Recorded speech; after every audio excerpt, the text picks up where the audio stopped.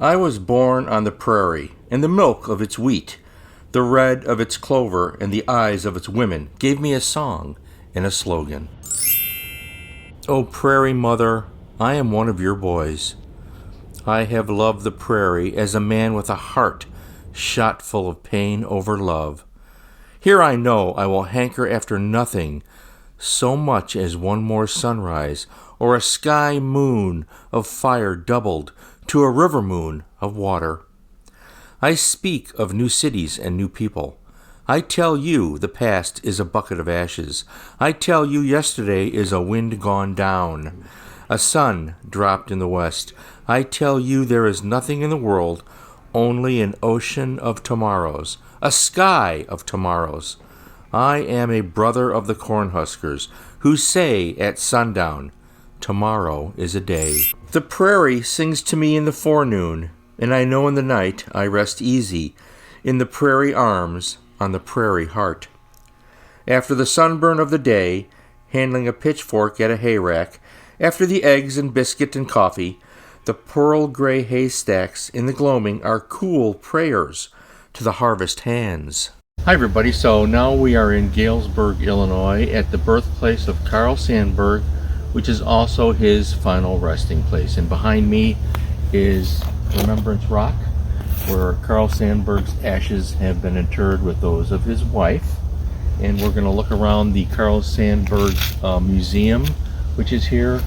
There's a nice memorial marker over here as well, next to his final resting place in this little backyard park area that is very well maintained. This is one of the historic literary sites that I visited that I think it probably has the best enthusiastic group following up and keeping it maintained. And we'll pan around over here to the back of the cottage where Carl Sandburg was born, right here in this little place, and we'll go inside there later and let's go pay our respects to Carl Sandburg. Carl Sandburg's birthplace and final resting place is a beautiful and tranquil site. I was impressed by the level of care and devotion that's gone into this site. I have visited other sites for literary figures and historic figures that were not as well kept. But there is a great devotion and enthusiasm for Carl Sandburg's work still throughout the country, and this is a must-stop location for any of you literary fans out there. Hi everybody, and welcome back to McNulty's Book Corral. Thanks for watching that video that I made when I went to Galesburg to visit the resting place and birthplace of Carl Sandburg. I hope you enjoyed that. I wanted to go over a couple of Carl Sandburg publications really briefly here. As a tribute to him, I hold Carl Sandburg in the highest regard. In fact, when I was going through that little section there in the museum where they have his guitar and his typewriter and so forth, I actually felt a little emotional there because Carl Sandburg goes back a very long way in my life to me when I first encountered his books in the high school library as a freshman, and I haven't looked back since. So Carl Sandburg is quite special to me. I consider him one of the preeminent literary figures of the last century. And let's just take a look at a couple of books. By the way, I'm in a different location now. The barn is under construction. Okay, we're doing some work here, so you're gonna see different backgrounds in some of these videos. Harvest Poems, 1910-1960, Carl Sandburg. I'll have a cover scan of this. This has some of the best material that Sandburg wrote. He's in this slender little volume, which was a Harvest book, and I still have it all of these years later. Hard to beat Carl Sandburg. You know, wonderful writer. Here's a first edition that I have. This is Homefront Memo, 1943-44. You'll see it's actually a famous composite photograph of Sandburg on the cover. I know that there's a glare on the Mylar that I put on this book. I'll have a scan of the cover at the end. These are essays and reportings that he did during World War II. Carl Sandburg was deeply disturbed by the war. He was interested in the home front. So this is subtitled The Thought and Opinion of a Great American, written during the last 3 years of world crisis. And interesting material. For those of you interested in that period in history, this is what you would read by Carl Sandburg. Again, that's the first edition. And, here's a relevant book. This is a reprint. The Chicago Race Riots of July 1919. He worked for the Chicago Daily News, and he covered the race riots in 1919 in the city. And, it's over 100 years later, and what do we have in this country?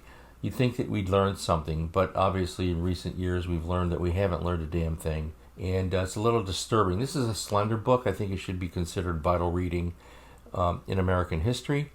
Again, showing us once again how unfortunate things are and how some things remain the same. Recent events on our political landscape with the way things are handled proves that this has not changed at all. Very disturbing. Again, crucial reading for the historian. This is the complete Lincoln. This is the Pulitzer Prize winning compilation, The Prairie Years and the War Years. It's a massive book. I consider this, this is a new edition. I bought it at the museum there in Galesburg to show my support. This is one of the best biographies you'll ever read of anyone, any historical figure. Carl Sandburg was quite a modern thinking man, and he documented everything in his notes and sources. He gave credit where credit was due, and he lets you know where his thinking was, what was he looking at. It's all here. What a riveting account. In fact, and it's illustrated with photographs throughout, historical photographs throughout. This is one of the great biographies. For those of you interested in reading great biographies, Carl Sandburg's work on Lincoln can't really be ignored. I'm looking at this, and I was looking at the Chicago race riots, and I'm thinking again how we failed as a nation to become better. 100 years have passed since Sandberg was working on these books. The great Carl Sandburg, 100 years later, and what do we have? We have Donald Trump, who is far removed from any type of rational, reasonable thinking, and his supporters who attack the Capitol building, and the racism that's prevalent in our society.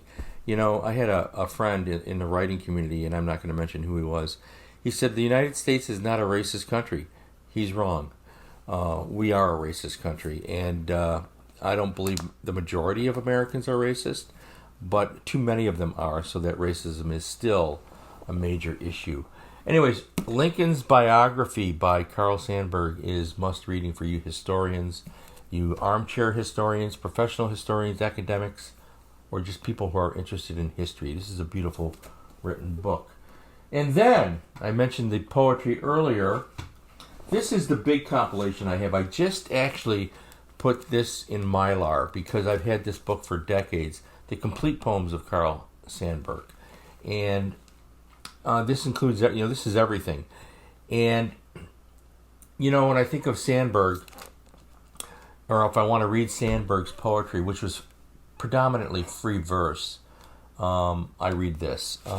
Interesting guy, interesting writer, beautiful, beautiful poetic works, very plain spoken and yet resonating with great imagery, and it's delightful to read. It's delightful to look at the insight, the intelligence behind the man, behind his work.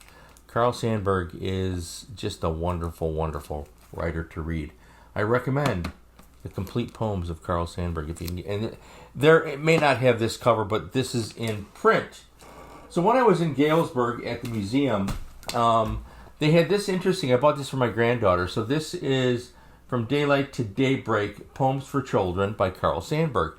And what they've done here, this takes a bunch of his quotations and some of snippets of his poetry, and it puts it into a nice format for children. It's illustrated by Lynn Smith Airy. There's a picture of her, and there's Carl over there. And it's really interesting to look at. So here's some of the illustrations. It's pretty easy. This is a read aloud to your child or grandchild. And it begins with, should children write poetry? Yes, whenever they feel like it. And that's a direct quote from Carl Sandburg.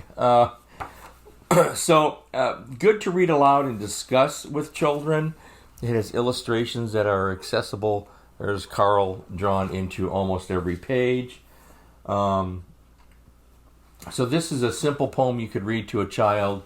It's called Daybreak. Daybreak comes first in thin splinters shimmering. Neither is the day here, nor is the night gone. Night is getting ready to go, and day whispers, soon now, soon. Isn't that a sweet little poem to read to a child? And then they get to look at the beautiful illustration. There's a little bluebird here. It's Carl with his guitar and his notebook. So anyways, I picked this up for my granddaughter. There are various types of books for children. The Rutabaga stories I would recommend. Get your hands on those. I just happened to pick this up. So a tip of the Stetson today. To the great and legendary and wonderful Carl Sandburg, may he rest in peace, and may this nation rise above that racism and foolishness that still occurs 100 years later after he was writing some of those great books. We should be a better nation than that. And when I read Carl Sandburg, I am unfortunately reminded of how far we have failed to come. I hope you find this interesting, and I certainly wish you all well in your book explorations, in your book hunting, and in your reading. Stay well, stay happy, feed your brain, read a book. In the evening, there is a sunset sonata comes to the cities.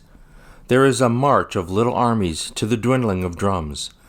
The skyscrapers throw their tall lengths of walls into black bastions on the red west. The skyscrapers fasten their perpendicular alphabets far across the changing silver triangles of stars and streets. Lincoln's memory is kept in a living arterial highway, moving across state lines from coast to the murmur. Be good to each other, sisters. Don't fight, brothers. And may we ask, is a flower a fact? Shall a thin, perishable blossom mount out of homeland soil and give the breath of its leaves for a memorial, printed a few days for a symbol kept by the bees and the wind? Shall each state pick its favorite flower and say, this is me, us. This comes from the dirt of the earth, the loam, the mulch. This is a home greeting to our eyes. These leaves touch our footloose feet, our children and our children's children, the blue cornflower along the railroad tracks in Illinois, the pink moccasin hiding in the big woods of Minnesota.